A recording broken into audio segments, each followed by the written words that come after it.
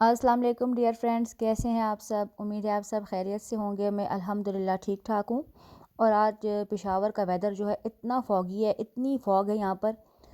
Last जो मैंने video बनाई थी तो फॉग थी, लेकिन फिर काफ़ी दिन हो गए हैं कि बिल्कुल वेदर क्लियर था और धूप भी निकलती थी। लेकिन आज तो गज़ब की सर्दी है। तो फिर मैंने सर्दी के मौसम को मद्देनज़र रखते हुए बहुत ही मज़ेदार किस्म की बिरयानी बना ली थी। कलर नहीं था मेरे पास, तो मैंने कहा चलो कलर कौन सा कोई ज़रूरी है, जो चीज़ें भी अवेलेबल हों तो उसके साथ आप बना लें।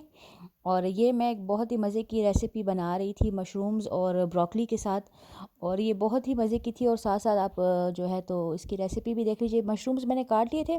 मशरूम का पानी कभी भी सिंक में ना गिराया कीजिए, क्योंकि सारे फिर मशरूम्स निकल आते हैं, क्योंकि वो वेट जगह पर जहाँ पर मॉइस्चर होता है ना, तो वहाँ पर ये जो मशरूम्स है ख़ुद ही ग्रो करते हैं।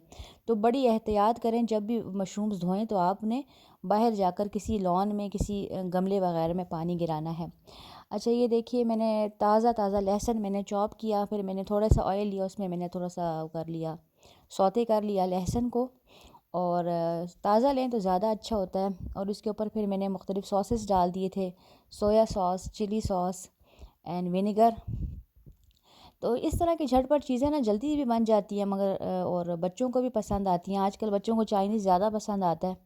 तो इस तरह की चीज़ें जो हैं, तो आपके पास बस ये बेसिक बेसिक चीज़ें घर में पड़ी हों, जैसे कि ये 3 सॉसेस जो हैं, जो सूप में भी डलते हैं।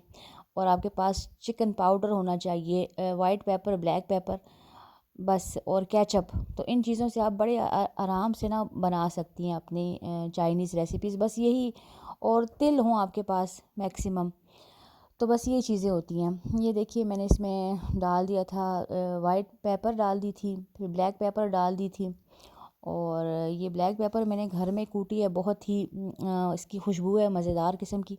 और ये ब्लैक पेपर भी मैं तवे पर भून कर ना, उसके बाद मैंने, मुझे एक अच्छी सी फ्रेंड ने बताया था कि तवे पर भून कर ब्लैक पेपर अपने पास रखो, तो वो खांसी के लिए इस्तेमाल करो। वाकई वो मेरी जो वो मूज़ी खांसी थी ना, तो इस ब्लैक पेपर से ही गई है। अल्लाह उन्हें जज़ाए खैर दे, जिन्होंने मुझे इतनी अच्छी तरकीब बताई है। आप लोग भी किसको खांसी हो तो साबुत काली मिर्च लेकर उसको ये तवे पर भून कर और पीस कर फिर इस्तेमाल करें, तो उससे खांसी काफ़ी अच्छी हो जाती है। मैंने तो हनी के साथ ली थी। अच्छा, फिर मैंने चिकन डाल दिया था बोनलेस, और चिकन थोड़ा सा फ्राई हुआ तो मैंने ब्रोकली और मशरूम्स डाल दिए थे। मशरूम्स भी बहुत ही जल्दी बनते हैं। और बस ये अभी थोड़ा सा मैं इसको दम पर रखूँगी, तो बस ये रेडी हो जाएगा। बाद में केचप डाल दूँगी। और मुझे लगता है मैं रेसिपी बहुत जल्दी जल्दी बताती हूँ। असल में मैं हर काम जल्दी करती हूँ और बोलती भी जल्दी हूँ, तो ऐसा ना हो कि मेरी रेसिपी से कोई चीज़ मिस हो जाए। तो ये देखिए बस रेसिपी मेरी रेडी हो गई थी, बहुत ही जल्दी मज़ेदार किस्म की बन जाती है। लास्ट में आप ना बस ये मैंने डाल दिया था केचप, और थोड़े से तिल डाल दिए थे।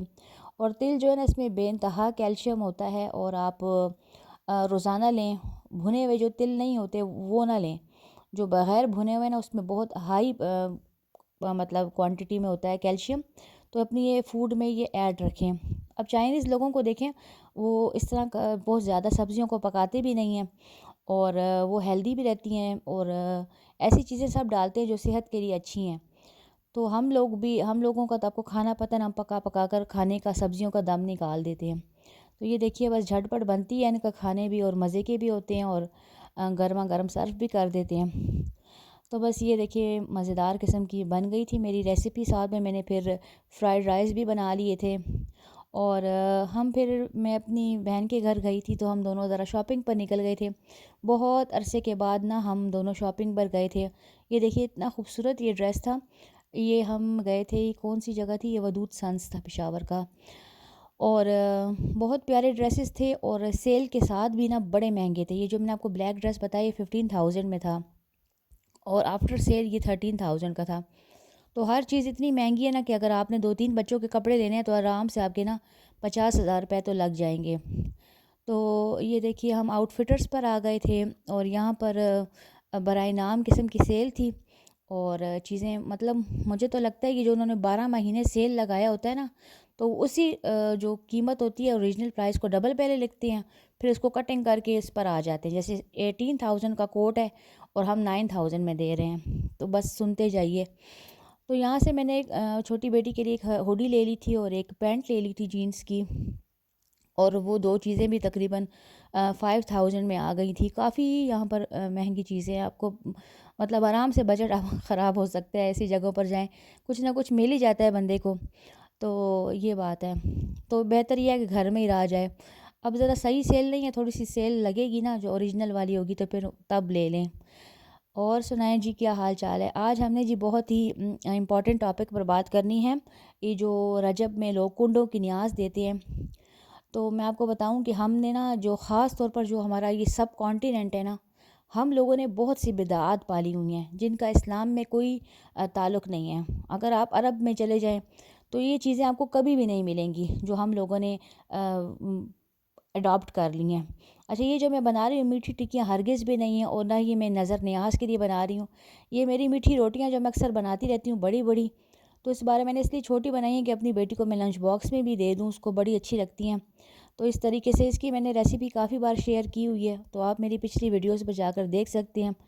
तो यकीन मानिए कि वो हर दीन में जो हर नई चीज़ है ना, वो बिद्दत है, और हर बिद्दत जो है तो वो कुफ़र की तरफ लेकर जाती है।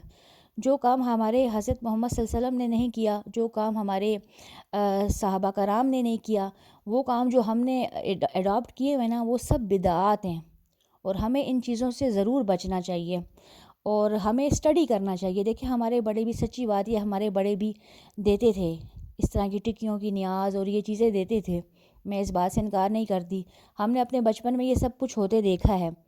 लेकिन जब हम बड़े हुए, जब हमने इस्लाम को स्टडी किया, जब हमने देखा कि हज़रत मोहम्मद सल्लल्लाहु अलैहि वसल्लम की सुन्नत क्या है, तो हमें बहुत सी जो गलतुल आम चीज़ें थीं उनके बारे में हमें पता चला कि ये बातें ठीक नहीं हैं इस्लाम में। तो इसमें हम अपना सिर्फ एनर्जी और टाइम ही वेस्ट करते हैं, कुछ और कुछ भी नहीं है। कोई भी मीठी चीज़ बना लें, गरीबों में बाँट दें, चलें जी, इसका तो आपको सवाब मिलेगा। लेकिन एक दिन मुकर्रर करके आप एक ख़ास किस्म की चीज़ बनाकर, और कहीं कुंडे हैं और टिक्कियाँ हैं और खीर है, तो ये बिल्कुल बिद्दत है, और इस काम को बिल्कुल छोड़ें। और मुझे इस बात में कोई शर्म महसूस नहीं हो रही कि मैं खुलकर इस बारे में इज़हार करूँ। और आखिर मैं अपने यूट्यूब चैनल से, और जिसको शक है जिसके दिमाग में, तो प्लीज़ आप जाकर इस्लाम को थोड़ा रिसर्च कीजिए, डॉक्टर इसरार अहमद की कोई वीडियोज़ देखें। अल्लाह ताला हम सबको हिदायत दे और सीधे रास्ते पर चलाए। और जो काम हमारे प्यारे नबी हज़रत मोहम्मद सल्लल्लाहु अलैहि वसल्लम ने नहीं किया, तो हमें भी ऐसे कामों को अवॉइड करना चाहिए। और जितने काम वो हमें बता कर गए हैं, अगर हम वो सब कर लेना, तो हमारी ज़िंदगी बहुत बेहतर हो जाएगी। और ये जो शॉर्टकट्स हमने बनाए हुए हैं ना, कि नमाज़ तो पढ़नी नहीं है, और जाकर किसी ज़ियारत पर चादर चढ़ा दें, और कुंडों की न्याज़ दे दें, तो फिर इस तरह के कामों से बख्शिश होना मुश्किल ही काम है ना।